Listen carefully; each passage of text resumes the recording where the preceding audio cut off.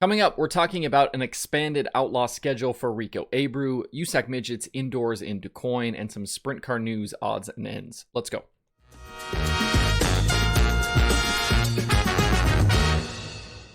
Today is Friday, December 17th, 2021. Welcome into Dirt Tracker Daily. I'm Justin Fiedler.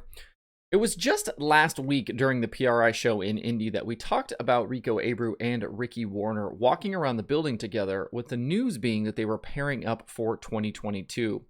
It's a bit surprising, but once we heard that Tony Stewart was putting the 14 sprint car at TSR on the shelf, Warner was free to look elsewhere and Rico seized on the opportunity.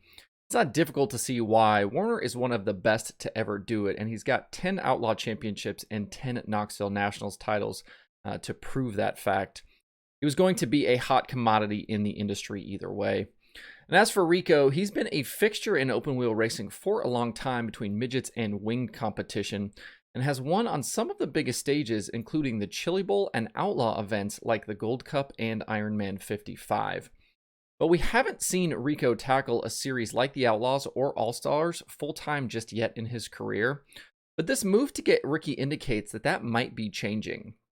In a release yesterday from the Outlaws, it was revealed that Rico is looking at running potentially 80% of the Outlaw races next year, and that it could lead to a full-time campaign with the series in the future. As a fan of sprint car racing and as a fan of Rico, him being out full-time with the Outlaws would be a huge addition to the series. He's a fan favorite, he's great at promotion, and he's just lightning quick.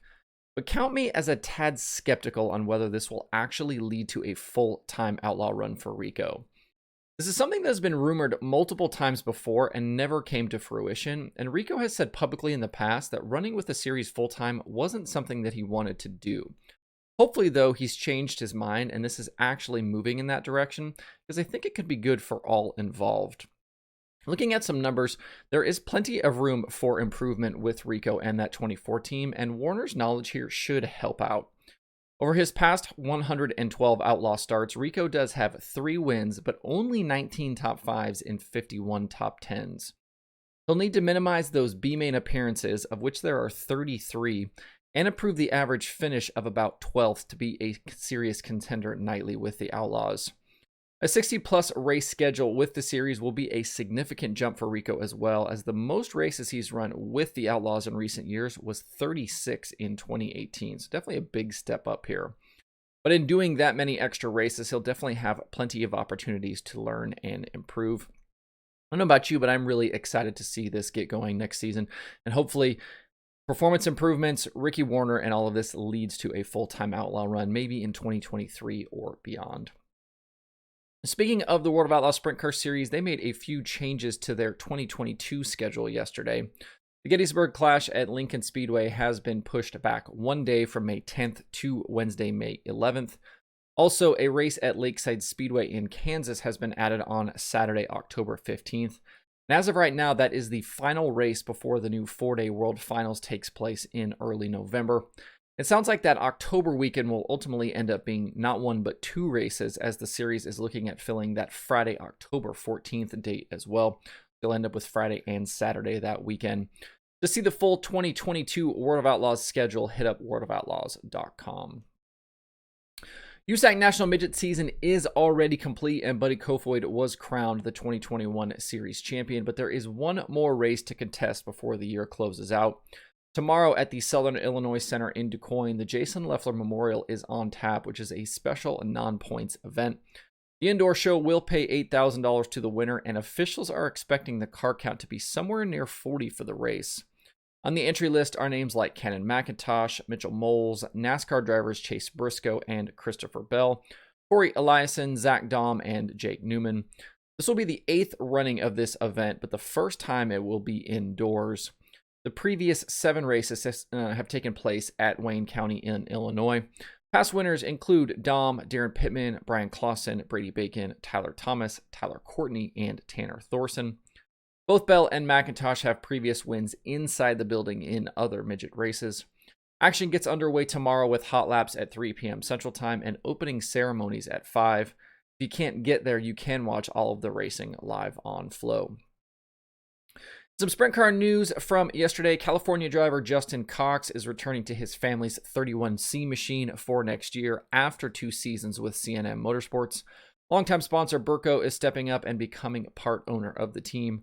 Cox is a regular in 360 competition out west, racing at tracks like Tulare, Placerville, Stockton, Merced, and Hanford. He finished third in the Sprint Car Challenge Tour standings in 2021 with a win and 9 top 10s. Also, Caleb Montgomery and the F&F Racing team will pair up next season to run weekly at Placerville and to tackle the Sprint Car Challenge Tour. Montgomery was a Sprint Car Challenge Tour winner at Petaluma this season and also won during the opening night of the Howard Kading Classic at Ocean with the Taco Bravo Sprint Cars. In Pennsylvania, past Dirt Car Conversations guest Heath Moyle has left his role as crew chief with the Hefner Racing 27 and driver Devin Borden and is headed over to work with driver Brent Marks and the newly formed Murray Marks Racing team. That should be a boost to Marks as Heath brings a ton of knowledge into that team, and it should lighten the load for Marks heading into a busy 2022 season. They're going to go ahead and continue running a pick and choose schedule around the country. The only thing on the streaming schedule today is Flow Racing 24/7, but there are a few things going on over the weekend. I mentioned previously the indoor midget race. There's also action on Saturday from Millbridge here in North Carolina that will be live on Dirt Vision.